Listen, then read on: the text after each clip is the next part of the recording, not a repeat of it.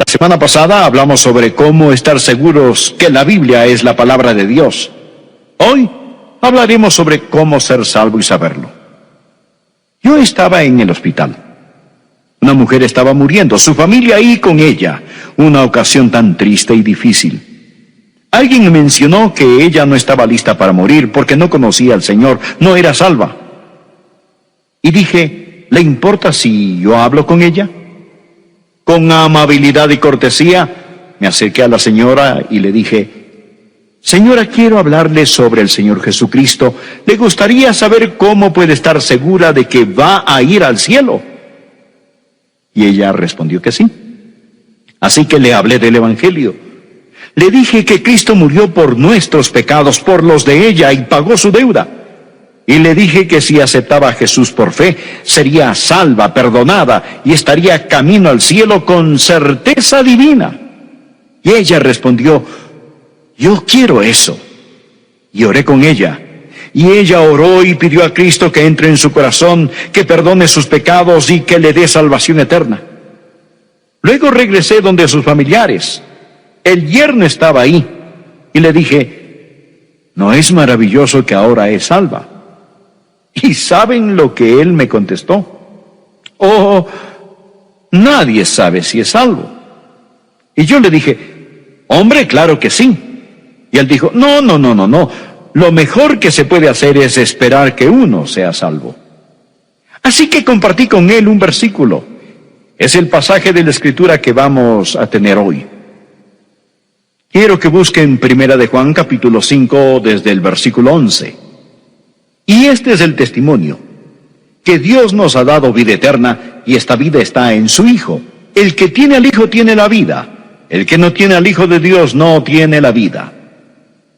Y aquí el versículo, pongan mucha atención. Estas cosas os he escrito a vosotros que creéis en el nombre del Hijo de Dios, para que deténgase aquí un momento. ¿Qué es lo que dice? Para que sepáis, para que sepáis que tenéis vida eterna. No creáis, no adivinéis, no esperéis, no presumáis, no penséis, no, sino sepáis con una certeza absoluta que tenéis vida eterna. Este privilegio es de todo cristiano. Por eso es tan importante que estén completamente seguros de que son salvos. La manera de ser salvos es creyendo que Jesús es el Cristo. Ese Jesús, y el nombre Jesús significa Salvador, es el Mesías. Creen eso, confían en eso, y algo sucede y nacen de nuevo. Es así de simple, gloriosamente simple y simplemente glorioso. En Hechos 16, versículo 31, leemos algo interesante. Ellos dijeron, cree en el Señor Jesucristo y serás salvo. Amigos, no es nada tan alto que pocos puedan alcanzarlo. Es tan bajo que pocos bajan a él. Es tan claro, es tan simple. Somos salvos por fe en Jesucristo. La palabra creer no significa tan solo creencia intelectual. Los demonios creen así. Creer denota confianza y compromiso. Pienso que está claramente descrito en otro versículo y quisiera que lo busquen conmigo. Efesios capítulo 2, es tan claro, tan simple. Efesios capítulo 2, versículos 8 y 9. Dios lo hace abundantemente claro porque Él quiere que seamos salvos. Y aquí Dios nos dice no solo lo que nos salva, sino lo que no nos salva. Esto es lo que dice. Pongan atención. Porque por gracia sois salvos por medio de la fe, y esto no de vosotros, pues es don de Dios, no por obras para que nadie se gloríe. ¿Entendieron eso? No por obras para que nadie se gloríe. Él dice, porque por gracia sois salvos por medio de la fe, y esto no de quién, no de vosotros. Pues aquí está el yo nuestro. De acuerdo, el yo no puede salvar. ¿Lo entienden? Y continúa diciendo, no por obras para que nadie se gloríe. Obras, ahí lo tienen. El yo y las obras. ¿Ven que eso no salva? ¿Lo ven? El yo y las obras no salvan. Ahora, veamos lo que sigue. Porque ¿por qué? Por gracia. Por gracia sois salvos por medio de ¿qué? Por medio de la fe. Eso es todo. Les digo, es así de simple. Si caminan por las calles de cualquier ciudad y preguntaran a las personas, ¿son salvos y van rumbo al cielo? ¿Saben lo que la mayoría diría? Espero que sí. Creo que sí. Hago lo mejor que puedo. El yo, y el hago, obras, lo mejor que puedo. ¿No es verdad? No en vano, la gente no tiene ninguna certeza. ¿Cómo tener certeza si depende de lo que uno hace? Yo no confiaría ni en los mejores minutos de mi vida para poder entrar en el cielo. Hago lo mejor que puedo. El yo y las obras. Ahora, en comparación con eso está lo que Dios dice. Dios dice aquí, porque por gracia. ¿Qué es gracia? Gracia es el favor inmerecido y amor que Dios muestra a pecadores como nosotros. Es su razón de amarnos cuando no hay mucho que amar. Dios no nos ama por lo que nosotros valemos. Tenemos valor porque Él nos ama por su gracia. Y por eso Jesús vino a morir. Dios muestra su amor para con nosotros en que siendo aún pecadores, Cristo murió por nosotros. Eso es gracia, su gracia asombrosa. Porque por gracia sois salvos por medio de ¿qué? Por medio de la fe. Gracia. Definamos una vez más estas palabras. Gracia. Las riquezas de Dios a expensas de Cristo. Eso es gracia. ¿Entendido? Bueno, ¿y qué es fe? Fe es cuando renunciamos a todo y confiamos en Él. Fe no es creencia intelectual. Eso es solo parte. Fe es confianza, compromiso. Eso es lo que salva. Porque por gracia sois salvos por fe. Imaginen que gracia es la mano de Dios extendida desde el cielo y Dios dice, te amo, quiero salvarte. Piensen ahora que fe es su mano extendida hacia Dios. Dios pone la mano de gracia, ustedes ponen la mano de fe. Y cuando ponen su mano de fe en la mano de gracia de Dios, eso, mis amigos, eso es salvación. Porque por gracia sois salvos por medio de la fe. ¿Estamos de acuerdo? Ahora, dicho eso, quisiera preguntar, ¿cuál es el resultado? ¿O cuáles son las características del que nace otra vez? ¿Qué distinción tiene el creyente? Este pequeño libro de Primera de Juan fue escrito para dar certeza. Y la palabra sepáis, del verbo saber, se menciona casi 40 veces en esta epístola. Ahora él menciona maneras en que podemos saber que hemos nacido de nuevo. Voy a tomarlas todas y reducirlas a 3, porque básicamente las 40 se resumen en 3 cosas básicas. Y quiero que tomen una prueba, por así decirlo. ¿Están listos para esto? La prueba de la certeza para saber si tienen o no el derecho de decir, sí, gloria a Dios, sé que soy salvo. La primera prueba es la del señorío. ¿Es Jesucristo el Señor de su vida? Veamos Primera de Juan, capítulo 2, desde el versículo 3. Y en esto sabemos que nosotros le conocemos si guardamos sus mandamientos. No dice que somos salvos si guardamos sus mandamientos. No. La salvación es un regalo de Dios. Dice que sabemos que le conocemos si guardamos sus mandamientos. El que dice, yo le conozco y no guarda sus mandamientos, el tal es mentiroso y la verdad no está en él. Una cosa del apóstol Juan es que va directamente al grano. No hay nada esotérico aquí. Si dicen ser salvos, si dicen conocer a Dios sin guardar sus mandamientos, Dios dice que son mentirosos. Quizás dirán, pastor, no entiendo. ¿Quiere decir que si rompo uno de los mandamientos significa que no soy salvo? No estoy diciendo eso. Porque no hay nadie aquí que no ha pecado o fallado en algo de alguna manera después de ser salvos. ¿No es verdad? Todos lo hemos hecho y Juan lo sabe. Vean el capítulo 1, versículo 10. Si decimos que no hemos pecado, le hacemos a él mentiroso y su palabra no está en nosotros. Eso es tiempo pasado, ¿de acuerdo? Es tiempo pasado. Pero en el capítulo 2, versículo 1 dice, hijitos míos, estas cosas os escribo para que no pequéis. Esa es la regla, no pequéis. Pero dice, y si alguno pecado, abogado tenemos para con el Padre, a Jesucristo el justo. Dice que es posible, es probable que pequemos y necesitemos un abogado. Necesitemos que Jesús venga y nos ayude y nos limpie de nuestro pecado. Y luego dice en el versículo 3, y en esto sabemos que nosotros le conocemos si guardamos sus mandamientos. A la final, ¿cuál es la respuesta? Por una parte, la Biblia dice que sabemos que somos salvos si guardamos sus mandamientos. Por otra parte, dice que es probable que pequemos.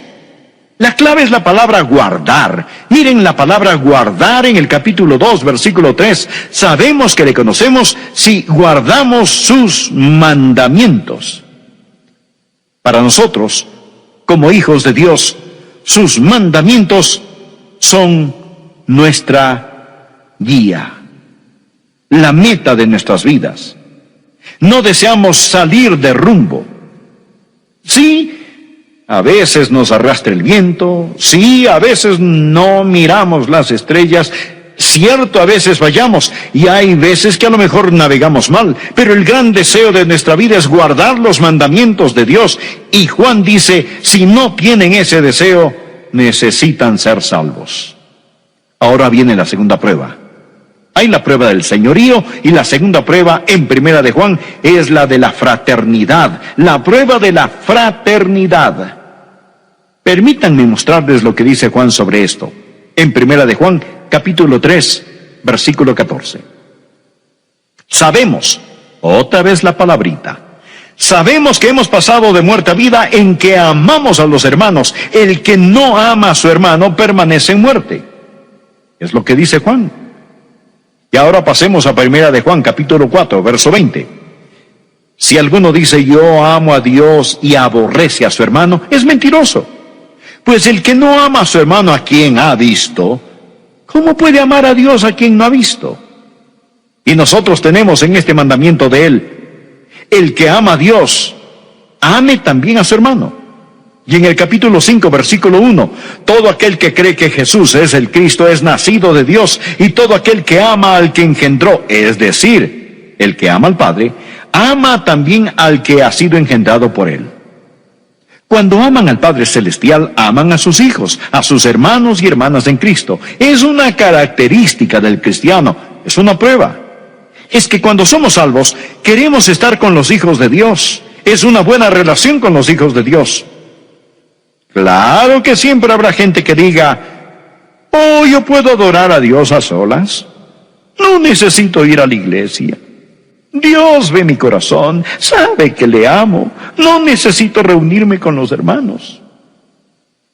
Entonces, ¿por qué Dios nos exhorta diciendo, no dejando de congregarnos? ¿Por qué Dios siempre nos dice que cuando lo amamos, tenemos que amar a nuestro hermano y hermana? Tenemos que amar a los hermanos. ¿Lo ven? Este es el razonamiento. Pongan mucha atención. ¿Por qué la fraternidad es prueba de salvación? Pues lo que sucede al ser salvo es esto. Recibimos una naturaleza divina. Sabemos que somos partícipes de la naturaleza divina. ¿Y cuál es la naturaleza de Dios? La naturaleza de Dios es amor. Veamos juntos en Primera de Juan, capítulo 4. Amados, amémonos unos a otros. Y ahora escuchen esto. Porque el amor es de Dios. Todo aquel que ama es nacido de Dios y conoce a Dios. El que no ama no ha conocido a Dios, porque Dios es amor. No hay que ser un científico para entender esto. Al nacer de nuevo, nacemos de Dios. El Espíritu Santo entra en nosotros y somos hechos partícipes de la naturaleza divina. ¿Y qué es la naturaleza divina? Dios es amor. Si tenemos esa naturaleza, entonces tenemos amor, ¿verdad? Si no hay amor en nosotros, no hemos sido hechos partícipes de la naturaleza divina. Y no habla aquí solamente de amar a Dios, habla de amarnos unos a otros, porque Dios es amor. Sería absurdo que alguien diga, he nacido de Dios, el Espíritu Santo vive en mí, tengo la naturaleza de Dios, he nacido de Dios, pero simplemente no siento ningún amor. Amigos, hay la prueba del señorío y la prueba de la fraternidad. Está ahí, a la vista de todos. Y la tercera prueba es la prueba de relación. La prueba de señorío, de fraternidad y la prueba de relación. La salvación es una relación vital con el Señor Jesucristo. Primera de Juan, capítulo 5, verso 11. Y este es el testimonio, que Dios nos ha dado vida eterna, y esta vida está en su Hijo. Recordemos esto. ¿Quién es el Hijo de Dios? Jesucristo. Esta vida está en su Hijo. El que tiene al Hijo tiene la vida. El que no tiene al Hijo de Dios no tiene la vida. Estas cosas os he escrito a vosotros que creéis en el nombre del Hijo de Dios, para que sepáis que tenéis vida eterna y para que creáis en el nombre del Hijo de Dios. Aquí se está hablando de una relación con Jesús. Habla sobre tener al Hijo, conocer al Señor Jesucristo. Primera de Juan capítulo 5, versículo 13. Ponga mucha atención.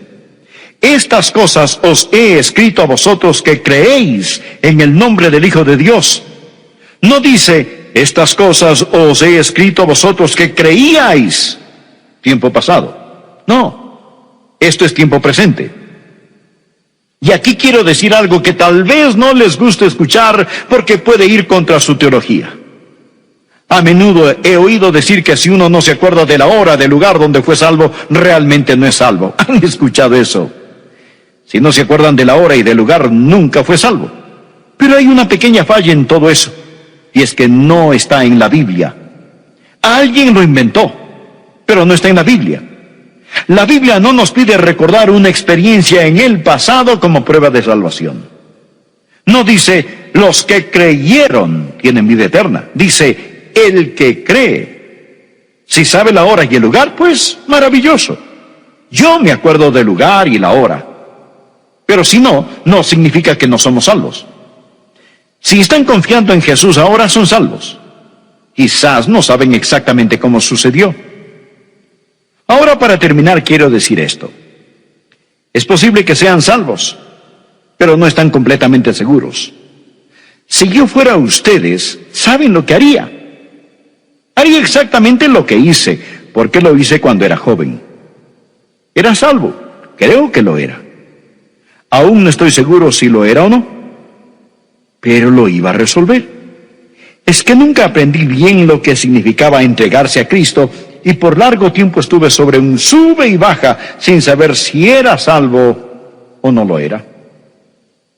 Recuerdo que una noche me detuve en la esquina de dos calles en una ciudad en el sur de la Florida. Para entonces ya sabía un poquito más de la Biblia. Alcé mis ojos a los cielos y dije, Dios, necesito estar seguro.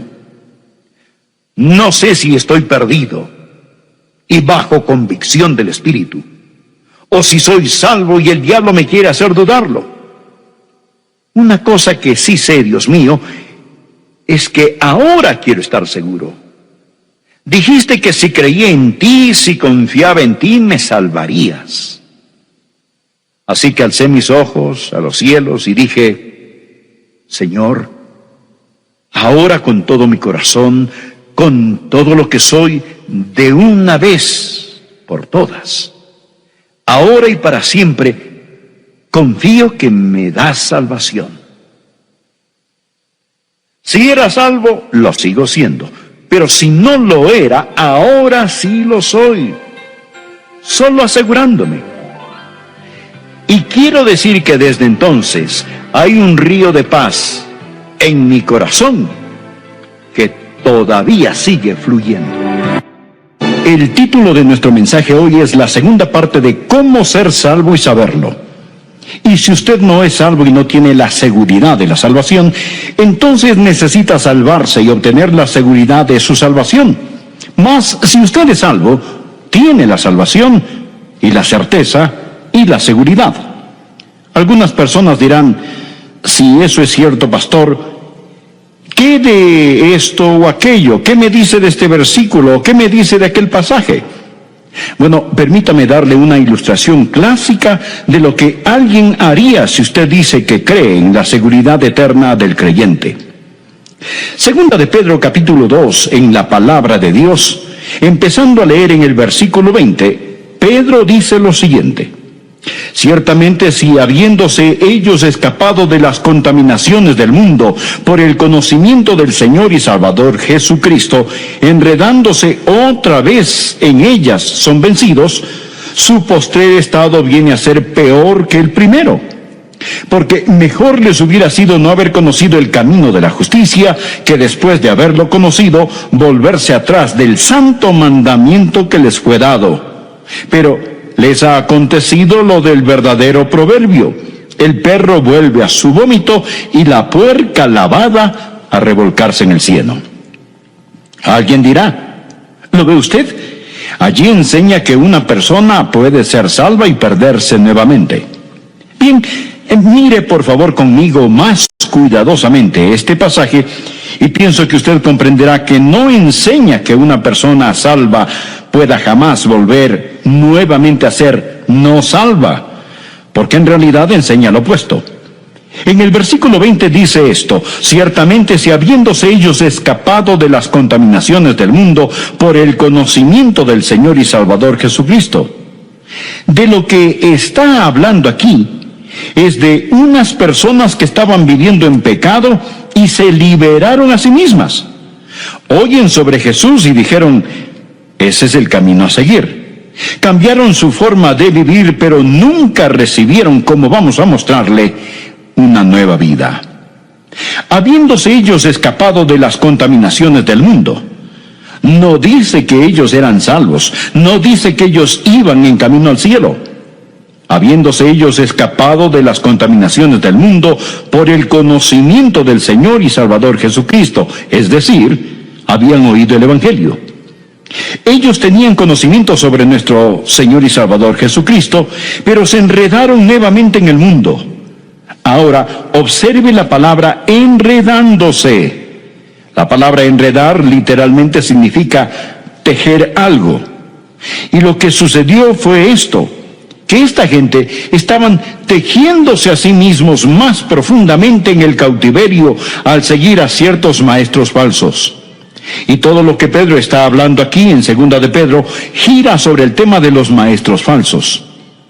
Hay personas que oyen acerca de Jesús, pero lo oyen de los labios de los maestros falsos. Realmente nunca aprenden qué es ser salvo, ser renacido, y se enredan a sí mismos. Ellos tejen en sus corazones y mentes ciertas filosofías y enseñanzas falsas y nunca llegan a saber el Evangelio de la gracia. Se meten a sí mismos más profundamente en el cautiverio por medio de los maestros falsos. Y cuando hacen esto, terminan en peores condiciones que al principio, antes de haber oído sobre Jesús. Ahora aquí tenemos un principio, escúchelo. Los que viven en la verdad se hacen más y más libres. Los que no viven en la verdad, los que viven en las mentiras, experimentan más y más cautiverio. Bien, aquí está la enseñanza. La reformación sin la transformación conduce a mayor degradación y condenación final. Creo que esto vale la pena que lo repita, escúchelo. La reformación sin la transformación conduce a mayor degradación y condenación final. El ejemplo clásico es el de Judas Iscariote. Jesús dijo referente a Judas: más le valdría a ese hombre no haber nacido. Judas oyó la verdad. Judas reformó su vida. Era un discípulo del Señor Jesús. Él escapó de la contaminación del mundo por un corto tiempo, pero terminó peor de lo que empezó. Jesús dijo, más le valdría a ese hombre no haber nacido. Los deseos pecadores no desaparecen con la reformación. Ellos solo están invernando y despiertan más fuertes. Esto es lo que Pedro dice, más les hubiera valido no conocer el camino de la justicia que abandonarlo después de haber conocido el santo mandamiento que se les dio. La salvación, por otra parte, le da a usted una nueva naturaleza. La reformación no le da a usted una nueva naturaleza, no cambia nada. Bueno, alguien dirá, muy bien, pero usted sabe, Pastor Rogers, si yo creo en lo que está predicando, si creo en la eterna seguridad de la salvación, yo me haría creyente y después pecaría todo lo que quiera, porque no tendría que preocuparme de nada. Ya tengo un boleto para el cielo, nunca podría perder mi salvación, por lo tanto, solo me salvo y luego a divertirme a lo grande. Simplemente puedo pecar todo lo que yo quiera. Bien, permítame decirle algo. Yo peco todo lo que quiero. ¿Sabía usted eso? Yo peco todo lo que quiero. Pero la diferencia es que yo no quiero hacerlo. Yo no quiero hacerlo. Yo no quiero pecar. Nada me haría más feliz que saber que nunca pecaría otra vez. Si hubiera algún tipo de contrato que yo pudiera firmar que dijera que sería imposible de ahora en adelante para mí pecar, creo que lo firmaría este mismo instante, pero lo que sí sé es que yo no quiero pecar. Y si usted tiene la idea de que la seguridad eterna de la salvación es de alguna forma una licencia para pecar, ¿sabe usted cuál es su problema? Usted probablemente necesita salvarse. Verá, necesita deseos totalmente nuevos. Usted necesita deseos totalmente nuevos. Usted necesita nacer nuevamente. Esta gente de la cual está Pedro hablando se había reformado, pero nunca se había regenerado.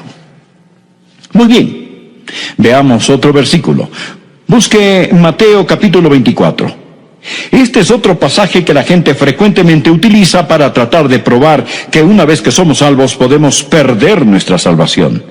Mateo capítulo 24, versículo 11, dice lo siguiente: y muchos falsos profetas se levantarán y engañarán a muchos, y por haberse multiplicado la maldad, el amor de muchos se enfriará, mas el que persevere hasta el fin, éste será salvo. Alguien podrá ver en este versículo, mostrárselo en su cara y dirá, ¿no lo ve usted? Que para que usted pueda ser salvo tiene que mantenerse firme hasta el fin. Amigo, es asombroso cómo la gente le da vuelta a las cosas 180 grados fuera de enfoque. Dicen que para que usted pueda ser salvo tiene que perseverar hasta el fin, pero Dios enseña aquí que para que usted pueda perseverar hasta el fin tiene que ser salvo. Es todo lo que él está diciendo. Usted desea saber quién es salvo. Los que perseveran son quienes son salvos. Ellos no son salvos porque perseveran. Más bien, perseveran porque son salvos. Ahora, simplemente tomen sus Biblias y miren en Juan capítulo 6, versículo 64. Jesús dijo, pero hay algunos de vosotros que no creen. Jesús les está hablando a los que están a su alrededor, porque Jesús sabía desde el principio quiénes eran los que no creían y quién le había de entregar. ¿Piensa usted que esto lo tomó a él, a Jesús, por sorpresa? ¿Piensa que Jesús dijo, qué acontecimiento tan desagradable es este? Oh no, ¿cómo pude haber elegido a Judas? No puedo creerlo. Este era un hombre en quien yo confiaba y ahora me ha traicionado. Oh no, amigo. Jesús escogió a Judas con sus ojos bien abiertos. Jesús sabía que Judas nunca había creído en él. Continuemos en este mismo capítulo 6. Miremos los versículos 70 y 71. Dicen así: Jesús les respondió: ¿no os he escogido yo a vosotros los 12? Y uno de vosotros es diablo. Hablaba de Judas Iscariote, hijo de Simón, porque este era el que le iba a entregar, y era uno de los 12. Nada estaba fuera de control. Jesús dijo en otro lugar: he elegido a Judas para que se cumplan las Escrituras. ¿Qué estoy tratando de decir? Muy bien, lo que quiero decir es que Pedro perseveró y Judas no. ¿Por qué? ¿Por qué Pedro perseveró hasta el fin? ¿Y por qué Judas no perseveró? Muy simple: Pedro tuvo fe. Jesús dijo: Pedro, he orado por ti, para que tu fe no falle. Judas no tenía fe. Jesús conocía desde el principio quiénes eran los que no creían. Judas nunca creyó. Simón Pedro sí creyó. Mas el que persevere hasta el fin, este será salvo. En 1 de Juan, capítulo 2, versículo 19, ¿lo recuerda? Dice: salieron de nosotros, pero no eran de nosotros, porque si hubiesen sido de nosotros, habrían permanecido con nosotros, pero salieron para que se manifestase que no todos son de nosotros. Por lo tanto, los que salen no pierden su salvación. Los que no perseveran no pierden su salvación. Los que no perseveran no pierden su salvación por fracasar en mantenerse firmes hasta el final. Ellos no pierden la salvación, mi estimado amigo, simplemente porque nunca la tuvieron. Bueno, tenemos tiempo para ver algo más. Veamos Hebreos capítulo 6. Guardé este para lo último, porque pienso que este es el pasaje al que mucha gente recurre cuando realmente tratan de probar de algún modo que podemos perder nuestra salvación. Hebreos capítulo 6. Comenzaré a leer en el versículo 4. El autor de Hebreos está hablando en el capítulo 6 de algo imposible. Él dice que algo es imposible. Dice lo siguiente: porque es imposible que los que una vez fueron iluminados y gustaron del don celestial, y fueron hechos partícipes del Espíritu Santo, y asimismo gustaron de la buena palabra de Dios y los poderes del siglo venidero, y recayeron, sean otra vez renovados para arrepentimiento, crucificando de nuevo para sí mismos al Hijo de Dios y exponiéndole a vituperio. Luego, Él nos da una ilustración. Porque la tierra que bebe la lluvia, que a veces cae sobre ella y produce hierba provechosa a aquellos por los cuales es labrada, recibe bendición de Dios. Pero la que produce espinos y abrojos es reprobada, está próxima a ser maldecida, y su fin es el ser quemada. Pero en cuanto a vosotros, oh amados, estamos persuadidos de cosas mejores y que pertenecen a la salvación, aunque hablamos así. Muy bien, regresemos al versículo 4.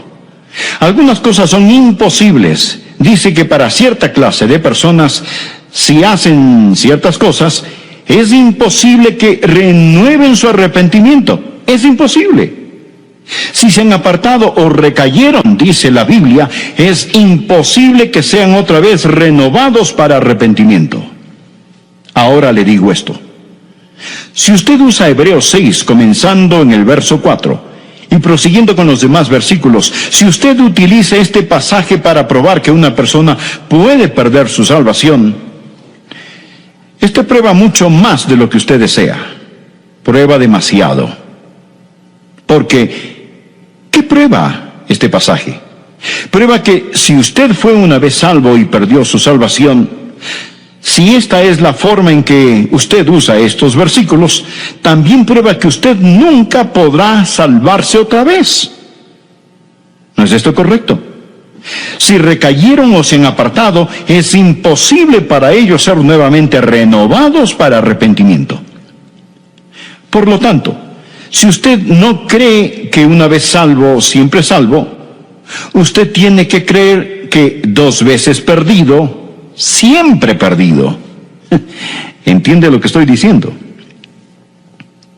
Dice, si usted usa este versículo de esta manera, Si usted trata de hacer que estos versículos prueben que una persona puede ser salva y perder su salvación, si esto es lo que usted trata de probar con este pasaje, entonces sea honesto. Porque decir que una vez que pierdan su salvación, estas personas nunca podrán salvarse otra vez. Es imposible que sean otra vez renovadas para arrepentimiento. Entonces, ¿de qué estamos hablando? ¿De qué habla el pasaje? No está hablando de gente que eran salvos.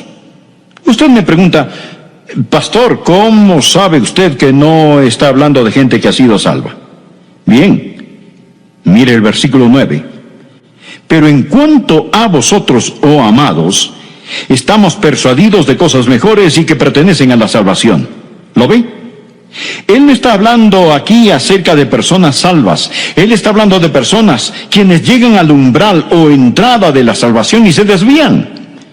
Es imposible para estas personas, quienes han entendido el Evangelio de Dios, que saben la verdad y se apartan conscientemente de la verdad con sus ojos bien abiertos. Es imposible traer a esta gente al arrepentimiento. Estas personas han cometido el pecado imperdonable. Observemos, fueron iluminados una vez. La entrada de la palabra de Dios emana luz. Muchos han escuchado un mensaje como este y han sido iluminados. Gustaron del regalo celestial. Al nosotros predicar, han oído sobre Jesús, han sido partícipes del Espíritu Santo. El Espíritu Santo de Dios ha agarrado fuertemente sus corazones, han gustado de la buena palabra de Dios, han oído la exposición de la palabra y del poder del mundo venidero, han gustado de todo esto, pero se han apartado. Y si ellos recayeron, no está hablando de una persona que peca en ignorancia, que peca sin entendimiento, pero habla de una persona que peca con sus ojos muy bien abiertos. Una persona que dice, yo no quiero a Jesús. Le daré una ilustración. Supongamos que usted va al supermercado y en la sección de carnes y productos lácteos hay una mesa con trocitos de queso, unos bocadillos para que los clientes los prueben. Usted se acerca, toma uno, lo prueba, y me le fascina el queso. Y quizá diga, oiga, este queso es realmente extraordinario. Por favor, deme 2 libras.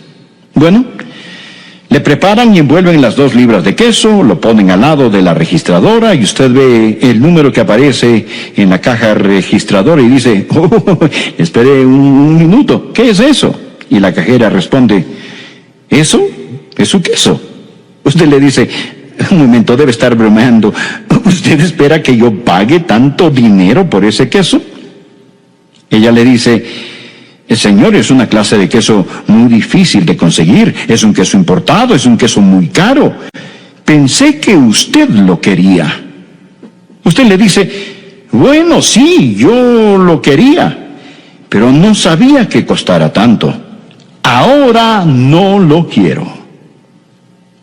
Aquí tenemos a un individuo quien ha gustado, ha olido el queso, sabe lo que es porque incluso lo saboreó. Él está consciente exactamente de lo que está haciendo, pero él dice, yo no pagaré ese precio, y se va. Él se rehúsa con sus ojos bien abiertos y está en completa libertad de hacerlo. Ese es su privilegio. Ahora, estos no son definitivamente todos los versículos, son simplemente algunos de los versículos que la gente usa para probar que la salvación se puede perder. ¿Qué significa todo esto para usted? Bien, si usted es un hijo de Dios y sabe que es salvo, regocíjese, descanse en el amor de Dios, sírvale con gratitud. Sírvale, y sírvale por tan maravillosa salvación. Dígale al Señor, no puedo trabajar para salvar mi alma.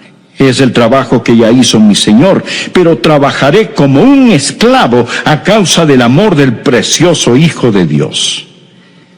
Si usted es salvo, simplemente cante una y otra vez, Oh gracia admirable, cuán dulce es, que a mí, pecador, me salvó. Perdido estaba yo, mas vine a sus pies. Fui ciego, y él visión me dio. Padre, sella este mensaje en nuestro corazón y hazlo realidad en nuestra vida. En el nombre bendito de tu Hijo Jesucristo. Amén.